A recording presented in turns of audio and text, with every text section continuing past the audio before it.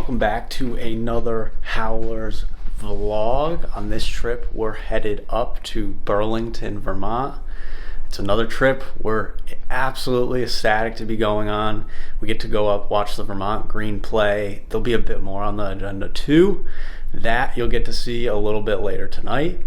Let's get this thing rolling. Where are we off to, Tristan? Making our first pit stop. Tristan's got his McDonald's, I got mine. He's got his high-end Starbucks. Mr. Mechanic Andrew's on the scene, checking the tire pressure for the road trip. About to get some air in them. He's giving it the stamp of approval, so if you see any video footage of a tire blowout after this, we know who it's on.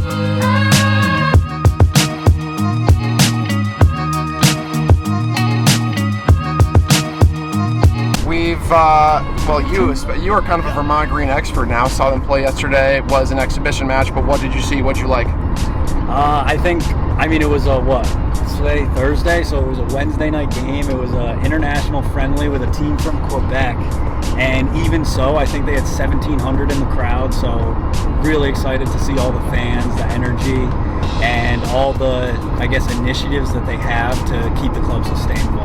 Really stoked for that. Getting closer to Vermont, we are going to stop for a beer very soon, which we're very excited about. Andrew has been talking about it all morning. I'm starving, right? You got me in the mood for a bev. Getting green. We love you guys.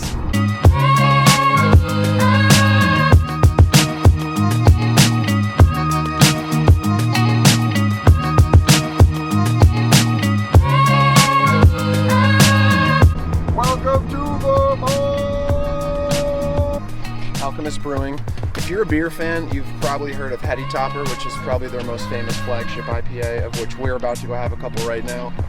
Really beautiful location, awesome artwork on the side here, but we're gonna go check it out and see what it's all about, and I'm honestly ready for a beer after that car ride.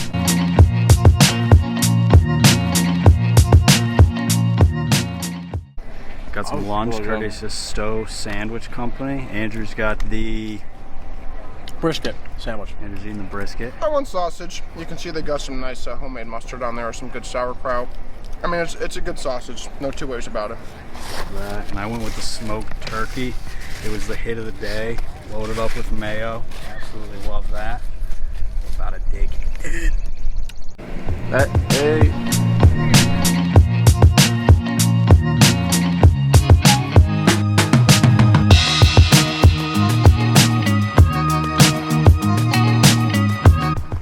Arrived at the humble abode, and just beyond those trees is beautiful Lake Champlain. Andrew, how you feeling? Good, I'm ready for that beer. Yup. Yeah, well, we literally were just having beer, so it sort of concerns me how quickly you want another one now, but we will have beer later, I promise.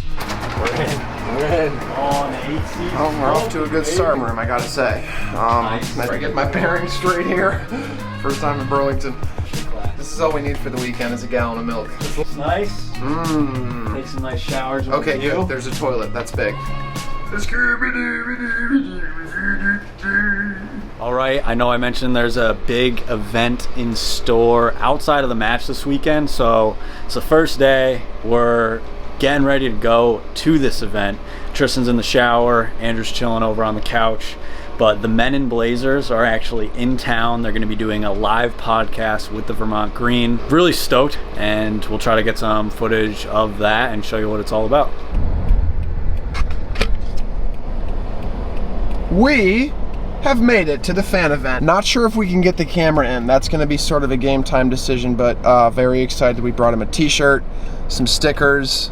Hopefully he enjoys that very much. It's Operation Give Raj a t-shirt. Operation Give Raj a t-shirt is the main goal tonight, for sure. If one thing happens tonight, it's that we need to get a t-shirt on that man. Alrighty, we made the camera in. Shout out to the team here for letting us smuggle it inside.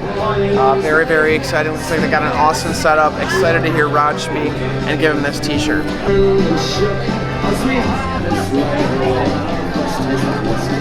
Good morning, everybody, and happy Friday. Last night's Men in Blazers event was a wonderful time. We got to hear a great conversation between Roger and 4 out of the 6 co-founders of the Vermont Green.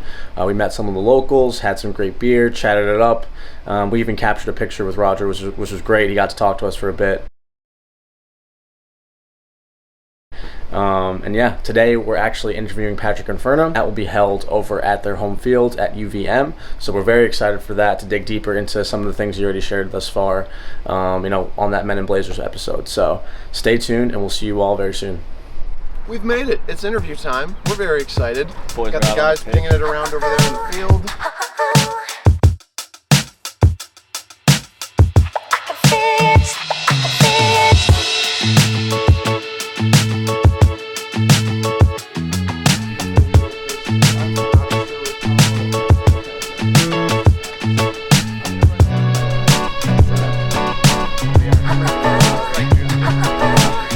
So we are at Lake Champlain Beach. Nice walk down here. Extremely hot today. The water is actually not too bad. And I heard that there's a monster in here actually called Champ. So I'm kind of scared, but I'm not gonna go out past my knees. Good morning. We're just waking up on day 3, double match day. We have the FA Cup actually coming up this morning. We'll see if the fellas wake up for it. We're slow getting moving. And then, of course, main event this evening, Vermont Green host Seacoast United. We're going to be touchside getting you some coverage live of the match. We are off to the Vermont Green match. Ready to rock and roll. Andrew, Yep. fresh off a 2-1 FA Cup loss. Even the referees couldn't help you out on that one, huh? I know they couldn't, but I'm going to put all my energy and my fanhood into Vermont Green tonight. So hoping to get the dub. Up the green, Tonight, baby. United in Green, which is the name of their podcast, has a whole new meaning. Because United fans will now prefer to be Vermont Green fans than United fans.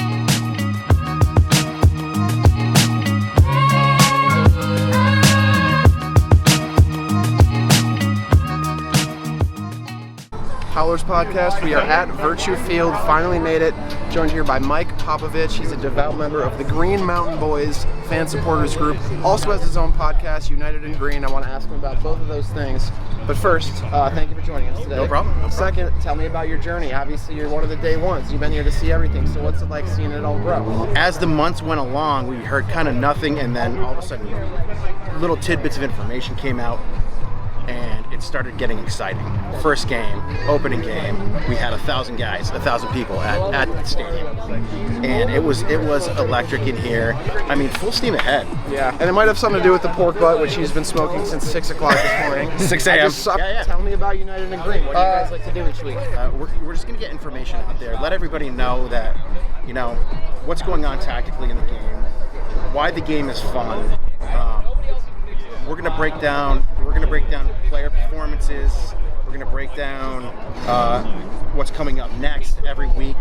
So weekly we'll be rolling this, but preseason, postseason we'll just be doing interviews with coaches and players. We're with Dan Versace, one of the founders of the Green Mountain Boys. What has Vermont Green, it's because their mission is sustainability, what are some things that maybe you've learned or are doing every day that is in tandem with what they do? So I'm a big proponent of sort of opening the doors to high quality soccer for kids. In Burlington we have a huge new American community, and the soccer clubs in the area don't really cater to them. We have sort of the traditional club soccer structure here, where you have your town teams that the coaching isn't that good, the resources aren't there, and then we have the sort of higher tier club teams, so they're charging thousands of dollars a year for these kids to play. And so when I sort of found out about that, I got in touch with a couple of people at Burlington Football Club. They're a great organization, non-profit soccer club that provides sponsored and free high-quality soccer training to the new American people who can't afford it in the area.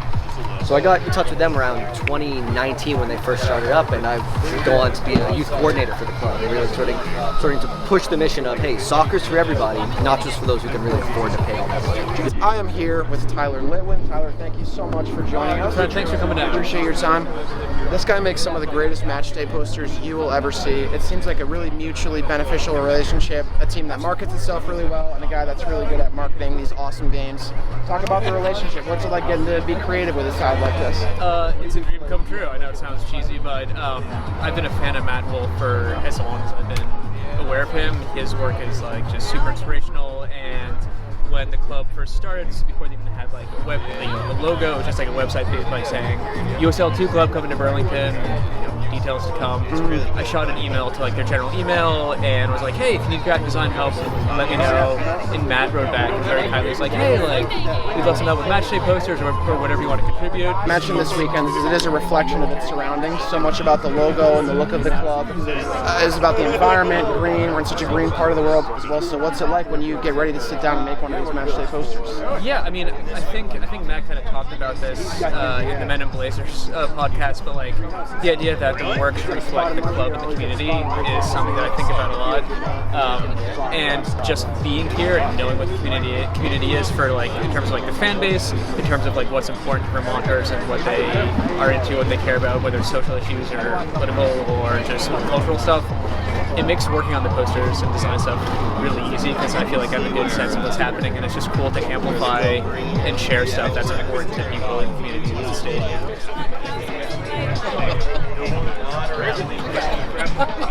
Here with Tyson Foster, one of the core founders, ground zero here at the Green Mountain Boys. Having seen the team blow up so fast from a media perspective, from their ability on the pitch, where do you envision this club going? I mean, I think that one of the things that the team's always talking about is the fact that they want to still be, they're striving towards net zero, they're striving towards being commercially responsible and environmentally responsible. And I think that really where the team is going doesn't really matter as much as knowing that, it's going to be here, it's going to still have its same mission, its same goals. We don't really care if we're in League 2, if we're in League 1, if we're in the championship, like, that doesn't matter. Yeah.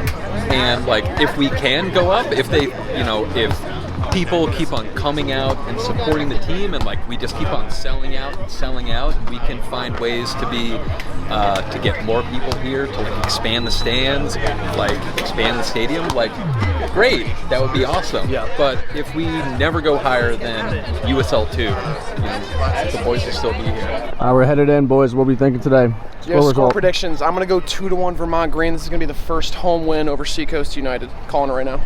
Connor? 2-0. They're keeping a clean sheet. I'm going 3-2, high scoring game, very competitive. See you in there.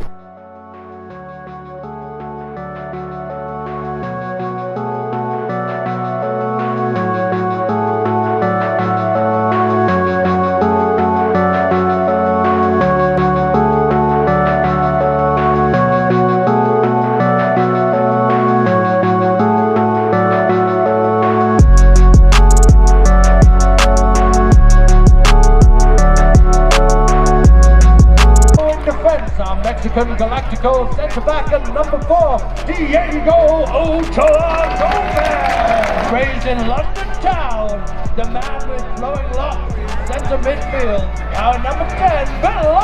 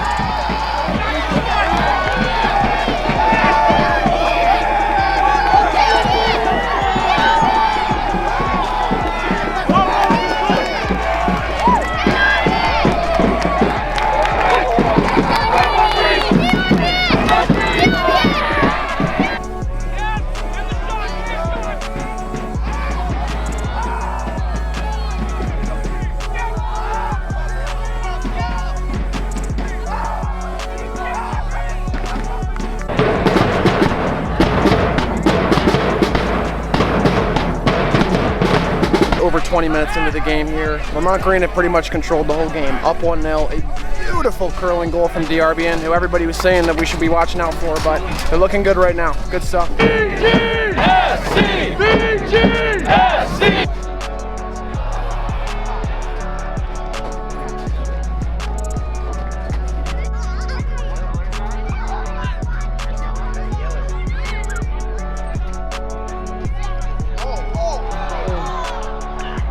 are just over 60 minutes into the game now. Somehow Seacoast is up 2-1. They've stolen a goal to start the second half. A little bit of sloppiness at the back for Vermont, but plenty of chances up this way. Should be a loud and exciting second half, but need the boys to pull through right now.